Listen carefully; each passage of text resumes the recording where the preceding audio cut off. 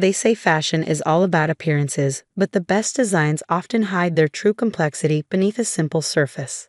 The same could be said for success in the fashion industry. My name is Isabella Martinez, and this is the story of how my aunt's attempt to humiliate me backfired in the most spectacular way possible. The annual Fashion Week Gala in Milan was a sea of designer gowns and carefully curated personas. I watched from a quiet corner as my aunt, Victoria Sterling, held court among fashion's elite. Her label, Sterling Couture, was considered the epitome of old-world luxury, and she never let anyone forget it. "Darling, you simply must see our new collection," she gushed to a famous editor. "We're redefining luxury for the modern era." What Victoria didn't know, what almost no one knew, was that while she was clinging to outdated fashion formulas, I had spent the last decade building Casablanca into the most innovative luxury brand in the industry. The same brand that was about to acquire Sterling Couture. "Isabella." Victoria's voice cut through my thoughts. "Come here, dear. Show everyone your little project." I approached the group wearing a deceptively simple black dress of my own design.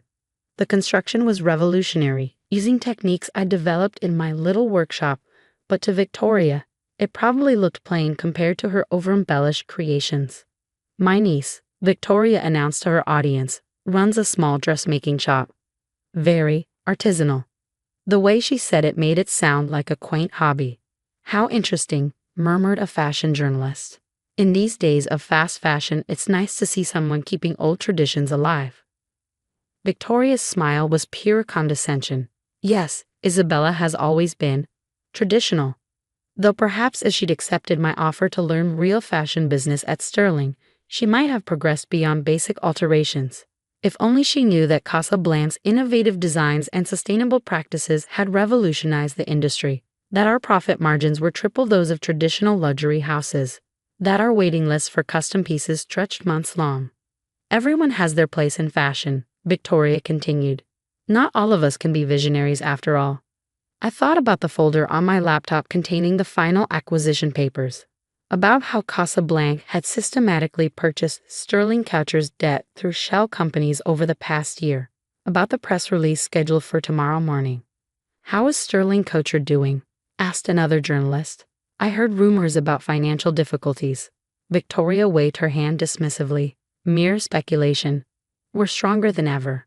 In fact, we're in talks with several major investors." "Really?" I kept my voice neutral.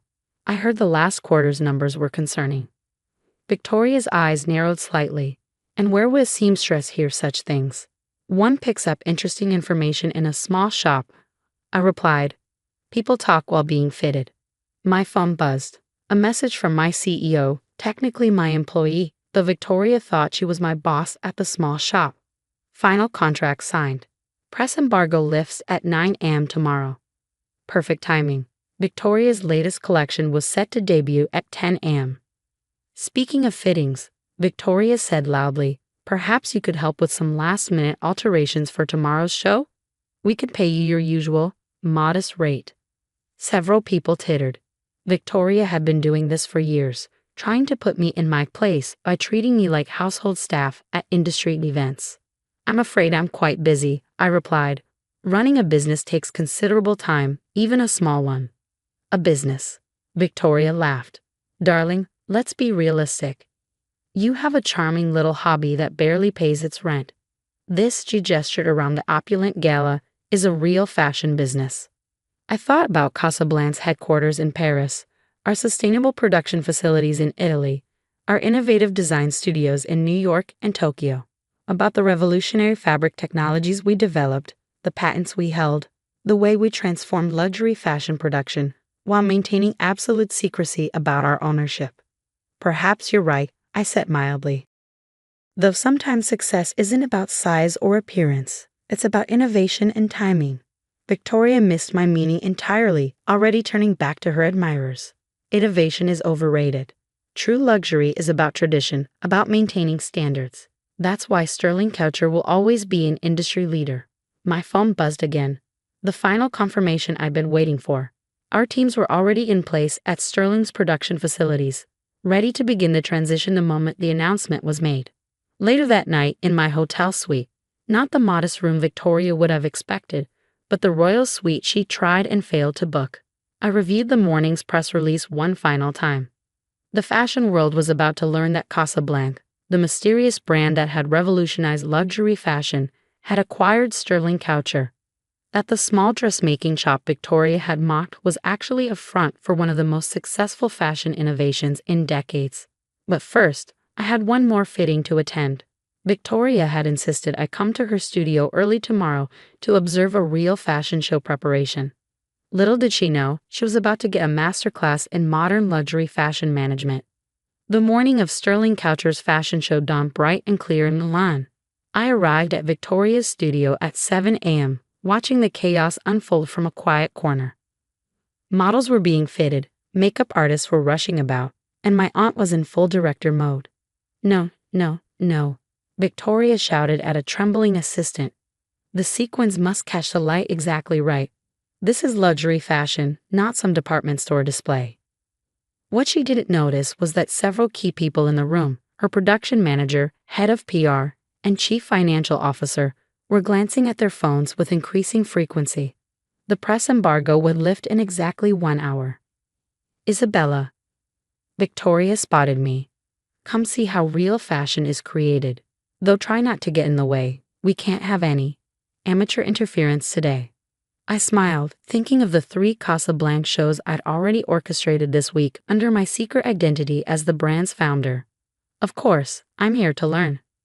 If only you'd shown such interest years ago, she sighed dramatically. You could have been part of all this. Instead, she gestured at my simple black dress, the same one from last night. Well, we all make our choices. My phone buzzed. A message from Casablanca's PR team. Financial press has the story. Fashion blogs are getting wind of it. Countdown to announcement, 30 minutes. Victoria was still lecturing about the importance of proper fashion management when her PR director approached, looking nervous. Miss Sterling, there's some unusual activity on social media. Rumors about Sterling Couture. Probably just excitement about today's show, Victoria said dismissively. Though do make sure those photos from last night's gala are prominently featured. The one with the Vogue editor especially. It's not about the show, the PR director said carefully. It's about ownership changes. Major financial news sites are hinting at a significant announcement. Victoria's face tightened. What ownership changes? That's ridiculous. We've been approached by investors, yes, but nothing is final. Actually, I said, checking my watch, something is very final. In about 15 minutes, to be precise. She turned to me, confusion crossing her features. What are you talking about? Perhaps we should step into your office, I suggested. There are some things you should hear before the press release goes live. The next few minutes were surreal, as we sat in Victoria's opulent office, all gold fixtures and oversized fashion photographs. I watched her world slowly unravel. Casablanca, she whispered, reading the press release I'd handed her. But they're the most innovative luxury brand in the industry. They've revolutionized everything from fabric technology to production methods. Yes, I agreed. We have. We. Her head snapped up. What do you mean, we? I founded Casablanca 10 years ago. That little dressmaking shop you love to mock? It's where we test new designs and techniques before implementing them across the brand. Victoria's hands were shaking. This is impossible. You're a seamstress. I'm a designer, innovator, and businesswoman. The fact that you never saw beyond the surface says more about you than it does about me. Her phone began ringing, fashion journalists seeking comment on the breaking news. Outside her office, we could hear the growing commotion as staff members read the announcement on their phones. But how? Victoria stammered. The capital required, the connections needed. Remember when you refused to modernize Sterling's production methods? When you dismissed sustainable fashion as a passing trend? While you were clinging to outdated luxury concepts, Casablanca was building the future of fashion. I pulled up the numbers on my tablet, Sterling's declining sales against Casablanca's meteoric rise. The innovation patents we held. The sustainability awards we'd won. Your choice now is simple. I continued.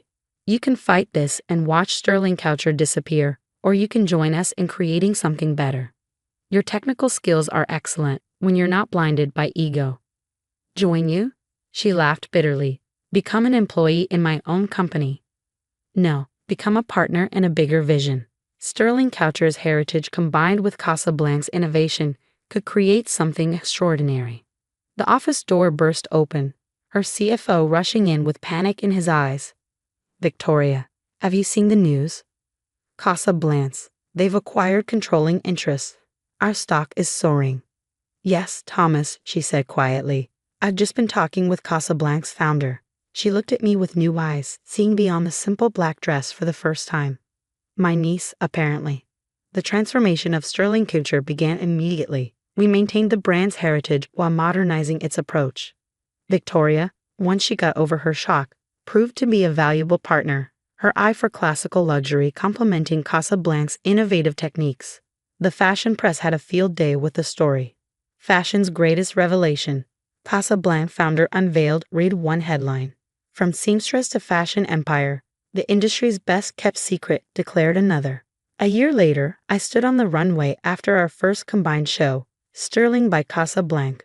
The collection married Victoria's classic sensibilities with our cutting-edge technology. The result was extraordinary. Victoria approached me as the applause died down. I've been meaning to ask, that black dress, the one you wore to the gala, it wasn't simple at all, was it? I smiled. Look closer. I showed her the seams, the innovative construction, the way the fabric responded to movement. Sometimes the most revolutionary designs look deceptively simple on the surface.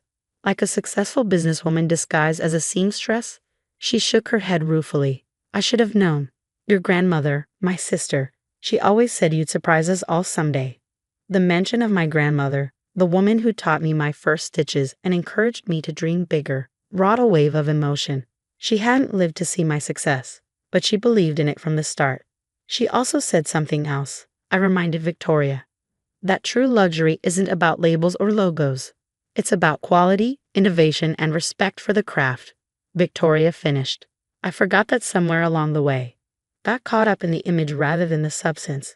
These days, our combined brands lead the industry in both innovation and classic luxury. The small dressmaking shop still operates, now openly acknowledged as Casablanca's research and development hub. Young designers vie for the chance to work there, learning that true fashion innovation can come from the most unexpected places. Last week, I overheard Victoria telling a group of fashion students, success in this industry isn't about who you appear to be.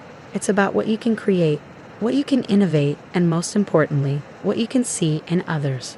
She caught my eye across the room and smiled. The aunt who had once dismissed me as just a seamstress had learned to look beneath the surface. And in doing so, she helped create something greater than either of us could have built alone. Because sometimes the best revenge isn't about destroying someone's empire, it's about showing them a better way to build one.